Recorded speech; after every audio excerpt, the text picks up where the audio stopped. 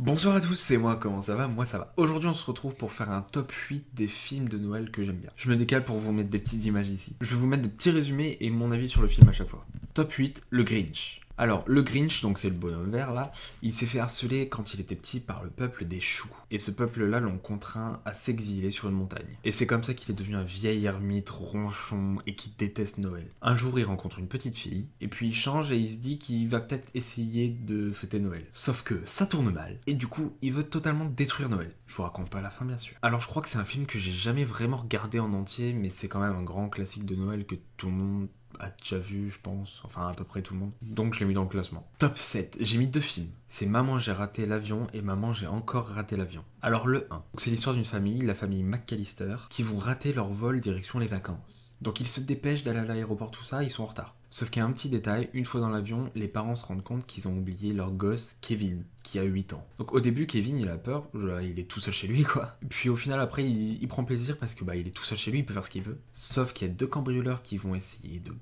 péter sa maison. Donc la mission de Kevin, c'est de les dégager. Maintenant, Maman, j'ai encore raté l'avion. Donc c'est toute la famille qui vont reprendre l'avion encore une fois à l'aéroport. Sauf que cette fois, les parents vont bien faire attention de ne pas oublier Kevin. Une fois à l'aéroport, Kevin veut acheter des piles, il se perd, et il se trompe d'avion et lui va à New York. Donc il vit sa meilleure vie, il va dans des hôtels, dans des restaurants, il va partout où il veut à New York. Parce qu'il a volé la carte de son père. C'est un malin lui. Sauf que les cambrioleurs de l'époque se sont évadés. Donc eux, ils veulent un peu se venger, mais Kevin va les arrêter parce que eux, ils veulent braquer une boutique de jouets. Top 6, La Reine des Neiges 1. Donc tout le monde connaît le film, mais je vais quand même faire un résumé. Et puis au pire, si vous voulez, dans La Reine des Neiges 2, Olaf fait un bon résumé. Donc il y a les parents de Anna et Elsa, deux filles, qui meurent. Donc Elsa, elle devient reine, mais elle a des pouvoirs. Elle part parce qu'elle a peur que ses pouvoirs soient beaucoup trop grands et menacent le monde. Anna, sa sœur, elle est mariée à Hans, mais elle va avec Christophe et Sven, le renne, à la recherche de sa sœur Elsa, qui a plongé le royaume dans un hiver éternel en partant. Donc sur chemin, il trouve Olaf, et dans le film, il y a plein de péripéties, blabla, l'amour, je t'aime ma sœur, oh là là. Et à la fin, le monde est libéré, délivré. Top 5, Charlie et la chocolaterie. Donc Charlie et sa famille sont pauvres. Donc il y a Willy Wonka, un grand chocolatier qui va ouvrir son usine de chocolat exceptionnellement. Sauf que pour y aller, il faut gagner un ticket d'or qui se cache dans des chocolats. Charlie, comme par hasard, il en gagne un. Donc il va dans l'usine dedans avec son grand-père et d'autres gagnants. Et il va se passer plein de péripéties où chacun des gagnants vont perdre un par un jusqu'à ce que... il y a un survivant. Donc parmi les enfants, il y en a plein de différents genres, comme le petit geek qui veut tuer tout le monde, le gosse allemand qui fait que de manger, la petite Violette qui mâche son chewing-gum depuis des années, il y a aussi Veruca là, Daddy, je veux un écureuil. Top 4, L'étrange Noël de Mr. Jack. Donc c'est l'histoire de Jack Skellington qui est le roi de la ville d'Halloween, mais qui est lassé par justement la fête d'Halloween. Au hasard, comme ça, il découvre la ville de Noël, mais il veut que cette année, la ville d'Halloween, ce soit elle qui prépare Noël. Mais comme ils sont pas doués, ça va être une totale catastrophe et c'est assez drôle à voir. Top 3, Nico le petit renne. C'est un film pas hyper connu mais il m'avait marqué quand j'étais petit. Donc c'est l'histoire de Nico, un petit renne, qui veut rencontrer son père. Mais son père n'est pas n'importe qui puisque c'est un des membres des reines du Père Noël. Du coup il s'entraîne à voler pour aller rejoindre son père qui vole aussi, mais il n'y arrive pas. Donc il décide d'aller chercher à pied. Tout le monde ferait ça. Il est accompagné par Julius qui est un écureuil volant et Wilma qui est une petite belette blanche. Mais il doit aussi affronter une meute de loups qui est commandée par un grand loup noir qui s'appelle Lucifer. LOL. Et ces loups veulent remplacer le Père Noël. Et c'était un film qui m'avait donné pas mal d'émotions quand même quand j'étais petit. Alors là, ça va être compliqué. Parce que les deux derniers films, je les aime beaucoup. Mais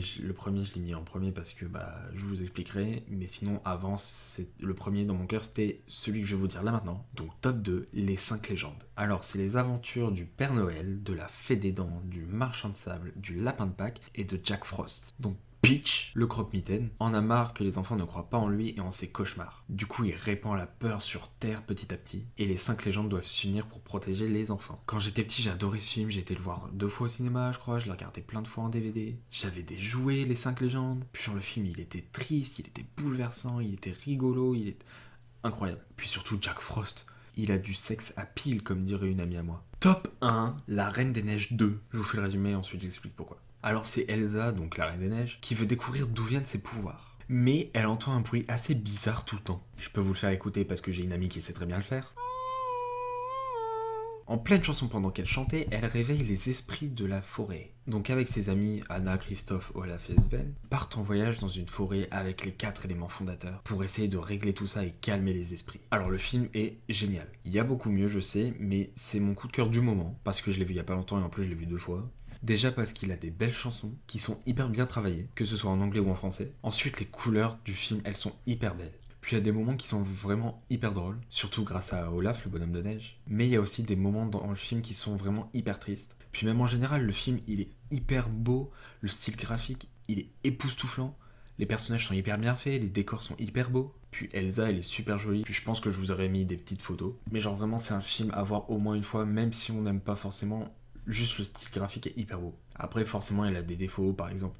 On peut pas forcément aimer tout ça. Ou genre, l'histoire, elle peut même être un peu bancale à certains moments ou prévisible. Et bien voilà, c'est la fin de mon top 8. Puis désolé pour le live d'hier, j'ai eu pas mal de problèmes. Vous pouvez regarder dans la description, normalement, je les ai un peu tous détaillés et je m'excuse. Merci d'avoir regardé cette vidéo. N'hésitez pas à réagir en commentaire justement par rapport à mes choix et peut-être pourquoi pas vous dire vos choix à vous. Partagez aussi la vidéo parce que pour l'instant je stagne un peu sur YouTube et pour rien vous cacher j'ai même voulu arrêter pendant un moment. Puis je suis vraiment encore dans une période transitoire où je continue mais vraiment c'est au bord du gouffre parce que ça me prend tout mon temps. En tout cas partagez, pouce en l'air, commentaire. Je vous donne rendez-vous demain. Salut!